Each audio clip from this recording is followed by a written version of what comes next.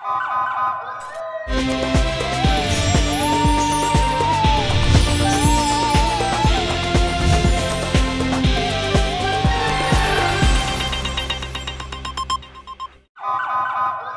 पहले नजर डालते हैं अब तक की bulletin. New Karachi 5 number road पर बदतरीन ट्रैफिक जाम रोज का मामूल बन गया, जबकि ये road super highway link road से मिलता है, जिसकी वजह से यहाँ आमदोरफ्त ज्यादा रहती है। यहाँ पर ट्रैफिक जाम होने की वजह ठेला और पथारा माफिया है, जिसकी वजह से एंटी इंक्रोचमेंट का अमला है, जो कि आप ठेले पथारे वालों से पैसे लेकर इजाजत देते हैं। ट्रैफिक जाम में अक्सर व बेशतर एम्बुलेंस भी फंस जाती है। यहाँ पर घंटों ट्रैफिक जाम रहता है, लेकिन इंतजामिया आंखें बंद करके बैठी है और आवाम अपनी मतदान के तहत ट्रैफिक के निज़ाम को संभालने की कोशिश में लगी रहती है, लेकिन ट्रैफिक पुलिस का अमला अक्सर व बेशतर गायब रहता है।